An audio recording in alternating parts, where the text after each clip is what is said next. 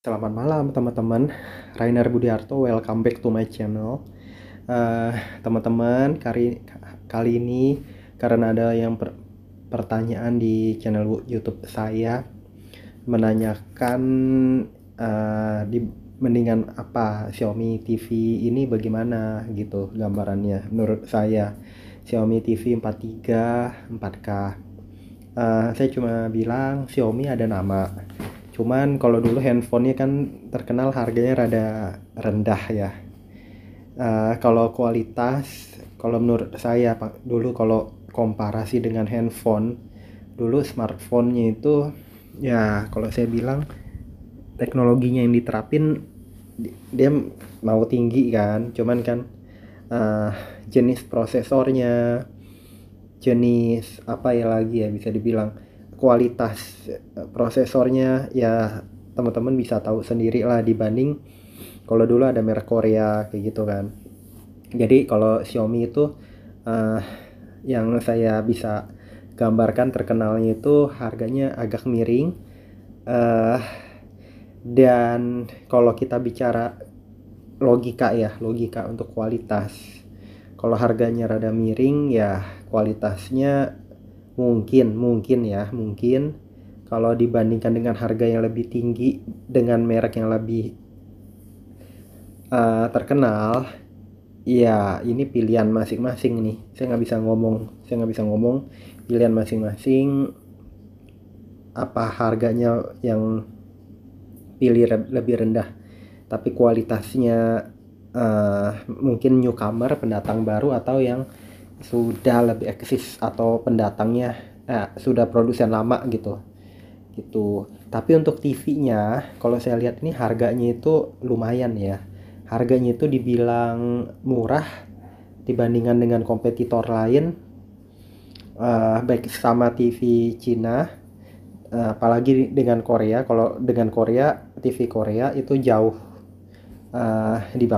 lebih di bawah harga dari TV Korea. Tapi dibilang jauh juga enggak ya. Ini kalau komparasi, ini kan saya bicara yang 4K kan, dengan yang TV Full HD. Kalau yang Korea gitu lebih ke yang Jepang ya. Jepang dan Korea gitu dia lebih, perbandingannya itu harga bisa mirip.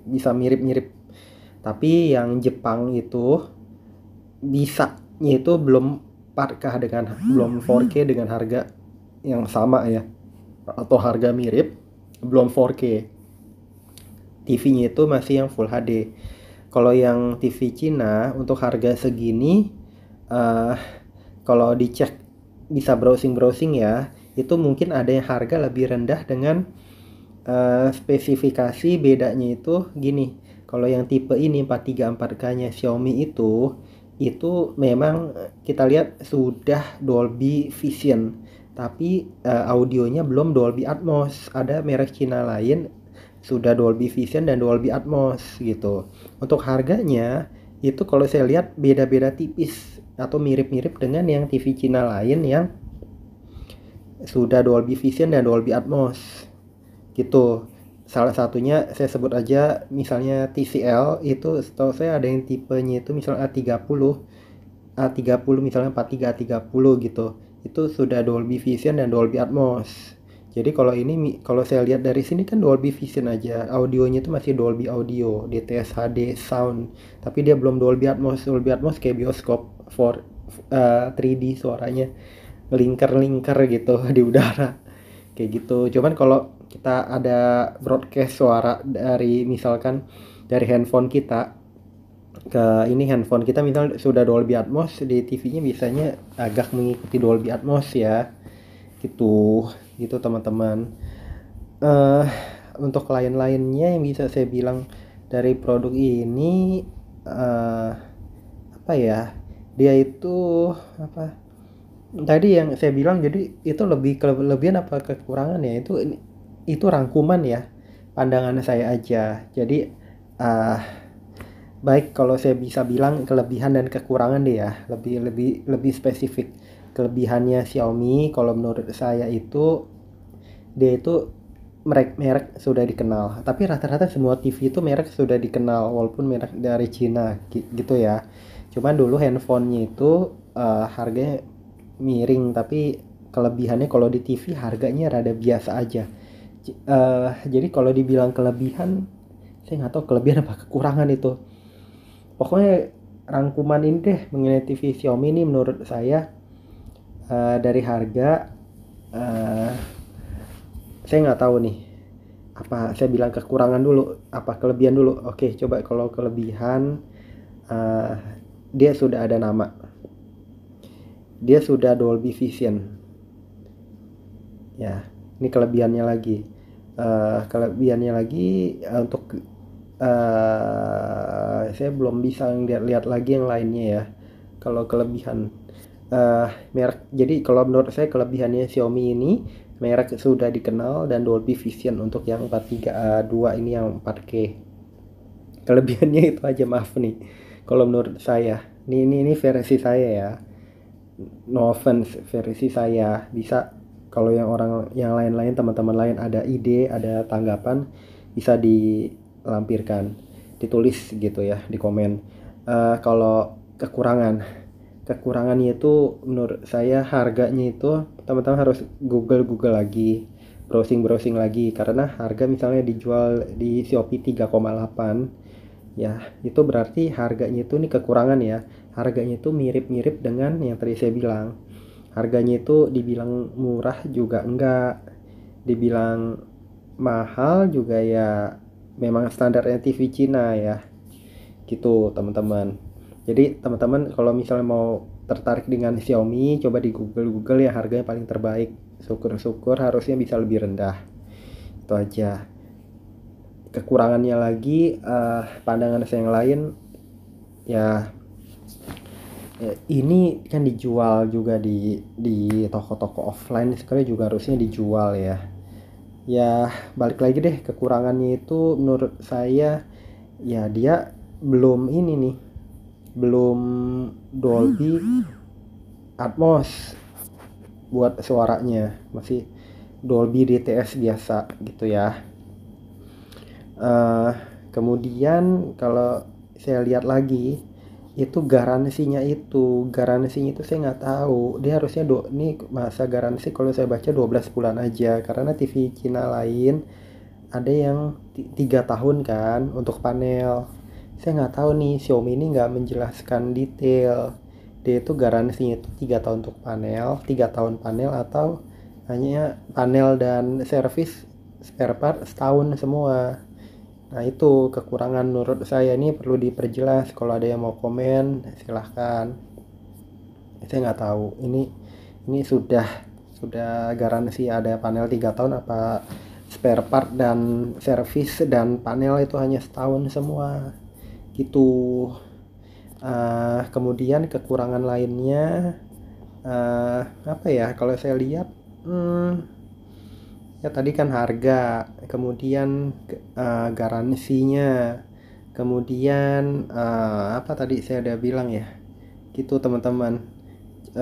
Kemudian kekurangan lainnya lagi gitu ya, dari segi brand ya itu aja. Teman-teman ikuti hati nurani, keinginan teman-teman tuh mau yang merek apa. Kalau teman-teman suka merek ini ya teman-teman nggak apa-apa, yang penting jadi ini pede-pedean, percaya diri aja teman-teman. Emang kalau suka merek ini itu kayak fanatiknya kita di merek apa ada kan. Kalau saya dulu misalnya suka merek apa yang Jepang gitu, saya selalu pilihnya merek itu kayak gitu, pengennya tuh merek gitu ya.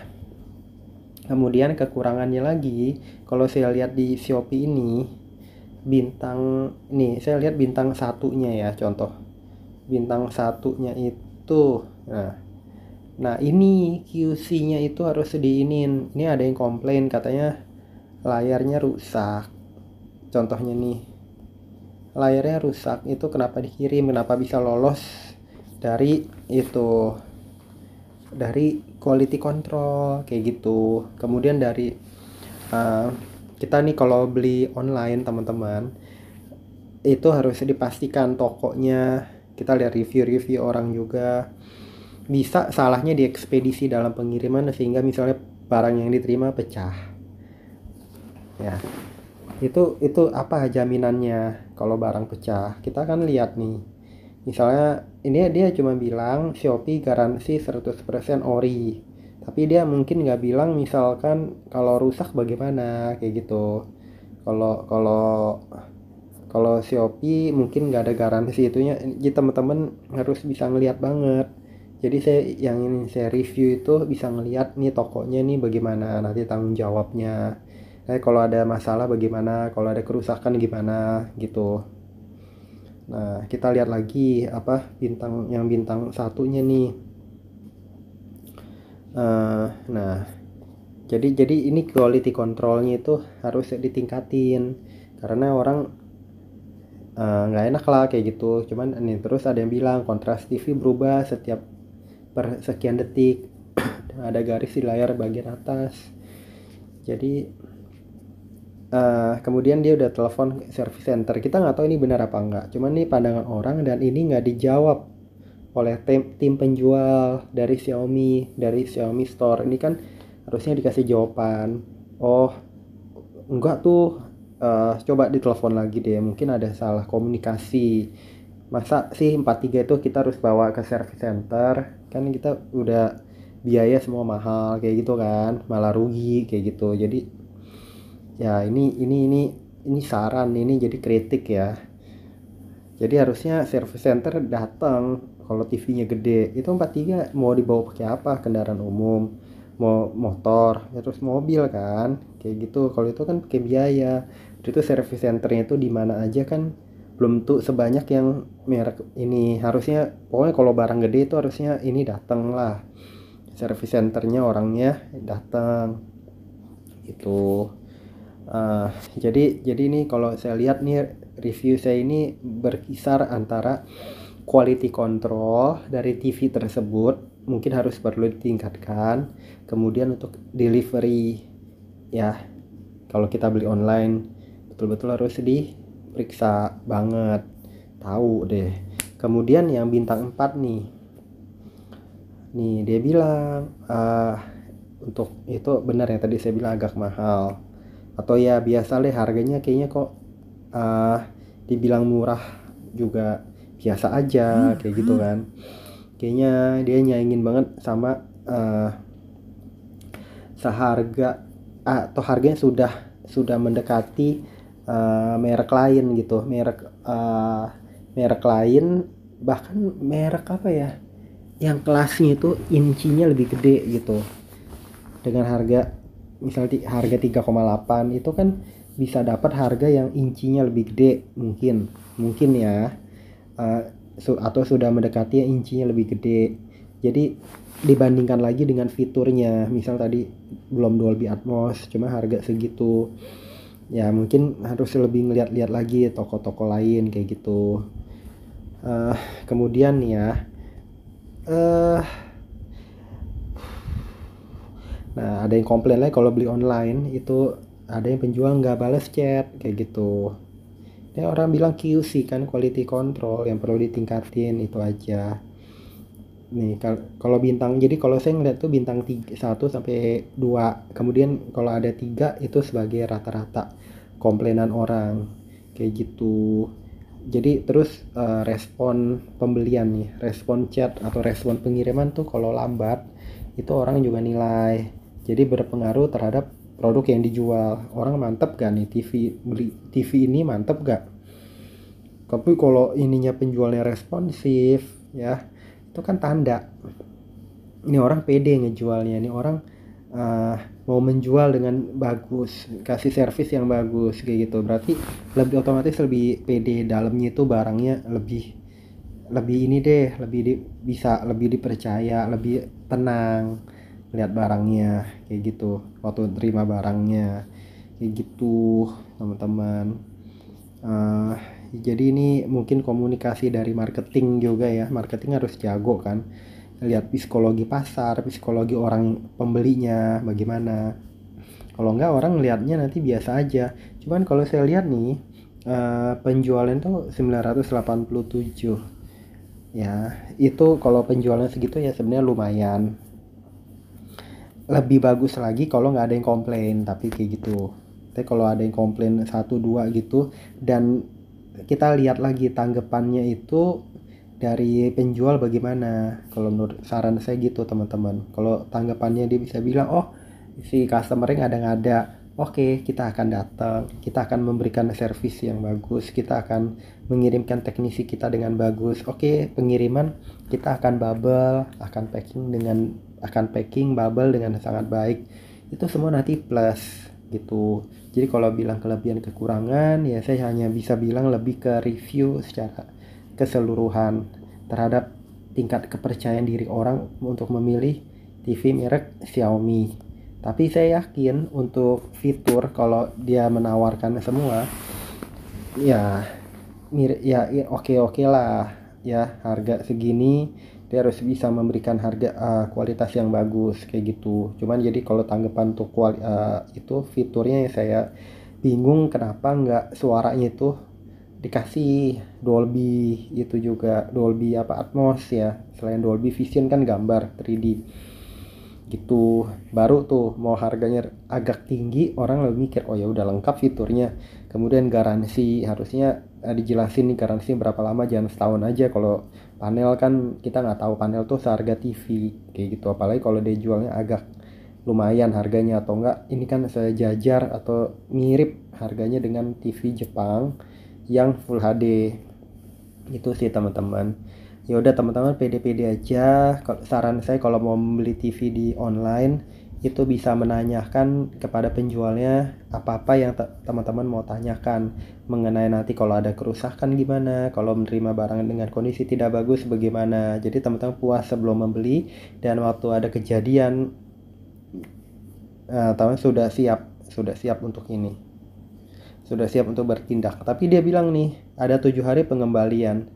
Jadi kalau ada masalah harusnya bisa berkeras.